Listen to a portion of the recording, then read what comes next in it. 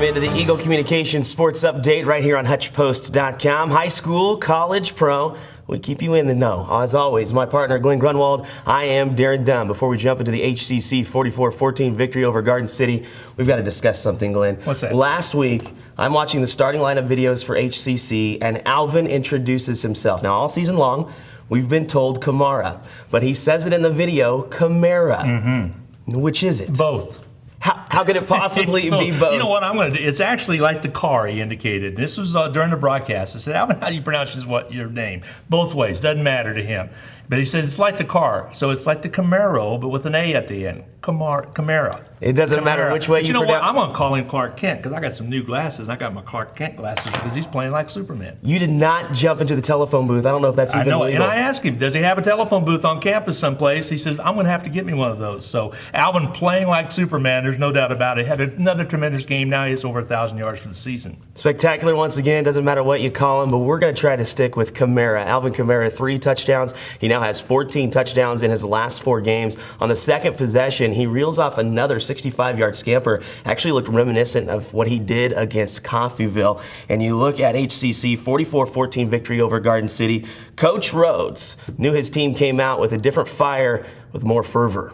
I thought we just overwhelmed them with speed and tenacity, and really just played extremely hard in that first half. And real proud of the guys. You know, obviously it wasn't perfect, but I thought we did a lot of really good things. You know, Glenn, the last few games this season, HCC has looked great in the first couple of possessions, and since then they have faltered. Really not much faltering against Garden City. No, not a whole lot. They took what was given to them, and matter of fact, they had a little bit of Lady Luck. A couple bounces went their way. Lady Luck not only smiled on him, he flat kissed him in the mouth because Lady Luck made them happen. A couple quick touchdowns, were able to get the big lead. And, you know, those other 2 touchdowns that Garden City got late in the second quarter, late in the fourth quarter, no big deal. I thought the defense played great. The defensive backs played great, and those linebackers are playing outstanding. Despite the success offensively, Coach Rhodes a little bit disappointed in his quarterback play.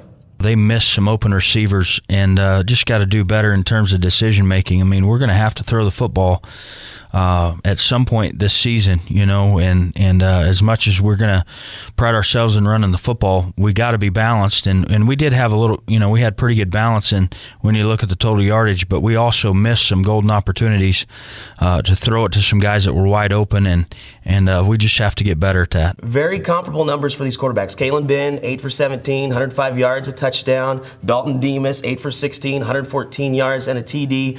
But still, neither one has really stepped up to be the key passing guy. And as Coach Rhodes mentioned, missed a lot of open receivers. Yeah, they're probably both getting a little frustrated with that. I think Coach Rhodes and those guys are just really, they're liking the way it's going other than missing the receivers.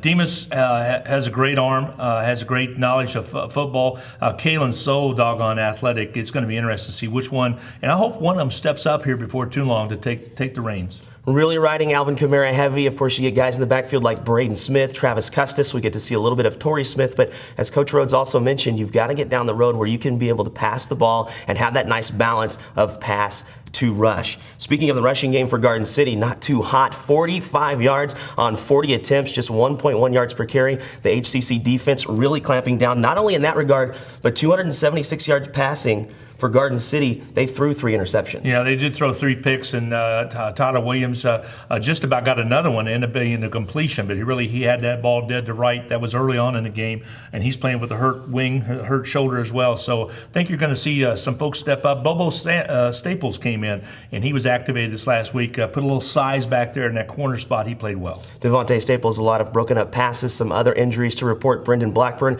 no timeline after an MRI, and then also Brandon Davis with that separated shoulder, still waiting on some test results. Highland Scotties, 5-2 on the season. They opened up the season that 3-point loss to Garden City. You think that would maybe be one of those comparable scores, but now they're on a 4-game winning streak. They take out Independence by 12, demolished Iowa Central 35-3, perhaps they've got a little bit of energy coming up against an undefeated 7-0 Blue Dragon squad. I think they have more energy. They're a solid ball club. There really is not any deficit anywhere. So Dragons cannot look past them, which is easy to do with Iowa Western just around the corner. Hutch is going to have to be ready because I think Highland's going to come to play. They went in last year into Butler and knocked off Butler at Butler in El Dorado. So not the same team, of course, this year, but they're a dangerous ball club. You got to watch out what's going to happen. HCC 7-0 taking on Garden City 5-2 this weekend in Gallons. That's a 7 p.m. kickoff. Here's a look around other HCC sports, including volleyball and soccer.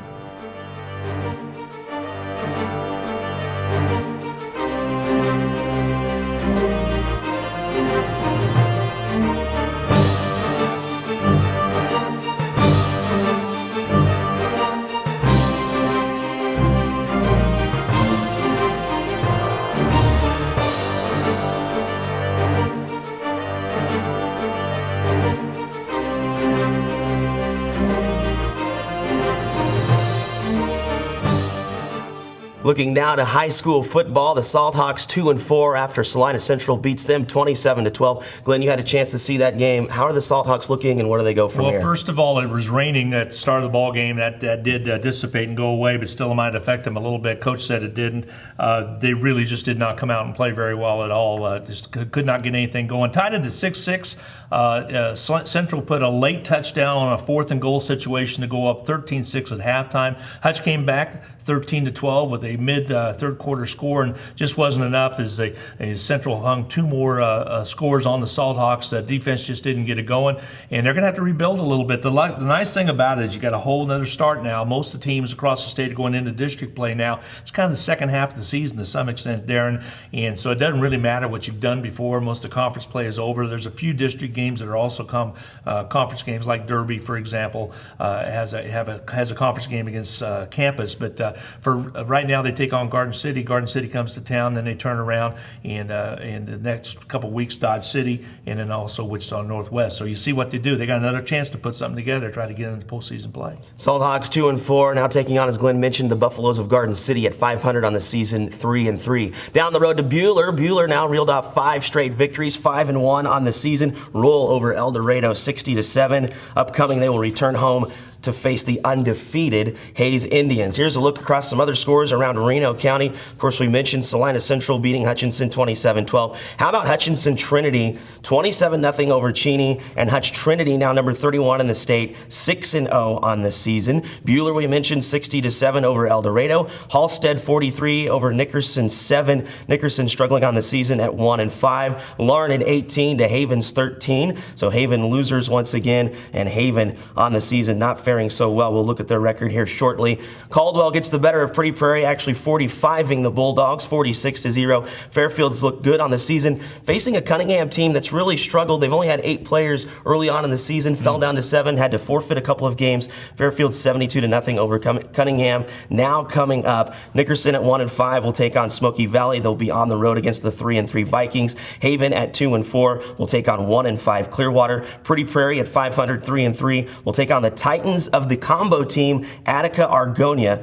who are 6-0. That will be in Pretty Prairie. Fairfield 4-2 against Stafford, 6-0. I can't really comment on that game. I will actually be involved with that football game, but last week, Stafford had a victory 40-38 over Ashland. Central Christian here in Hutchinson, 0-6 on the season. Of course, new coach Lee Smith ties to Hutch High, trying to turn some things around. They only lost to Fairfield earlier in the season by 10, but Hutchinson Central Christian will be at Flint Hills Christian in Flint Hills. And a game of note last week, not on the list, Wilson, this score has been surprised, has been reported incorrectly throughout the last week. Burton did not get the victory in the Wilson versus Burton matchup. Both teams came in winless. Burton came out 24-0 early, but managed to lose to Wilson 40-38. And we learned from the Burton coaches last Friday night's game, as I white-hatted that particular event, that Burton is on a 40-game losing streak, so now make it 41.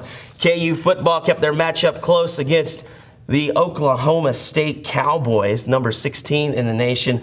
No cigar, though, on that close victory, 27-20. Ben Heaney, 14 tackles, 3.5 for a loss. Also throws in a sack. KU now 2-4. Will take on the 2-4 Red Raiders team of Texas Tech. They lose last week, just by 3, though, to West Virginia. Look over to K-State. They've had a whole week to prepare for their game upcoming against the Sooners of Oklahoma. That will be a matchup in Norman. The Sooners now 5-1. Of course, a couple of weeks ago, they dropped a game to TCU. Last week, they just narrowly escaped the Texas Longhorns by 5. Kansas City Chiefs, talking about lots of time to prepare. They've had it to prepare for the San Diego Chargers. We talked about the Chiefs looking great on Monday Night Football. They take a step back to the 49ers. Now they've had a week to prepare for a Chargers team who's 5-1 after just getting by the winless Raiders last week by 3. Yeah, it doesn't matter how much they got by them, they still won it. 5-1 is a great record, and I think the Chargers are for real, so it's going to be an interesting matchup for the Chiefs.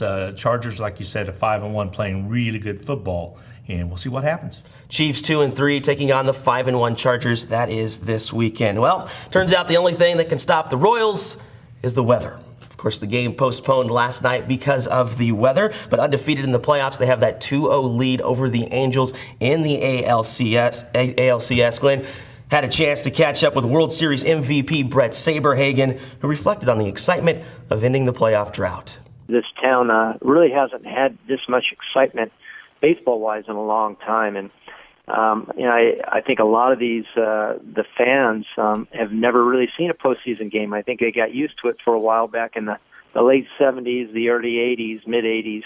Going to a couple World Series, 1980, and losing to Philadelphia, and going to postseason in '84, and win a World Series in '85. So it was something where kind of like the Cardinals have been doing recently. They've been to postseason quite a bit. So it was very exciting for the Royals back, in the late 80s or mid 80s to late 80s. And then they haven't been back in 29 years. So this is something new for a lot of these guys that are coming out, a lot of the fans.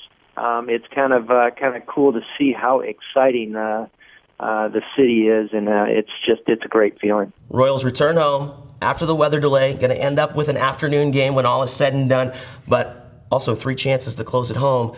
Opportunity to get to the World Series. Yeah, opportunity. A lot of folks think they've got it in the bag. Sabes is one of them. He feels like they're going to go there. Did you get my tickets yet? Are we going? I did not get the memo that I was actually supposed to order them. Well, I'm supposed to put it on my tab. There's an easier way. Brandon Finnegan, who's the fine relief pitcher that pitched for TCU, he was actually tweeted by a fan, and he came through for him with 2 tickets. He asked him for he and his girlfriend to be able to go.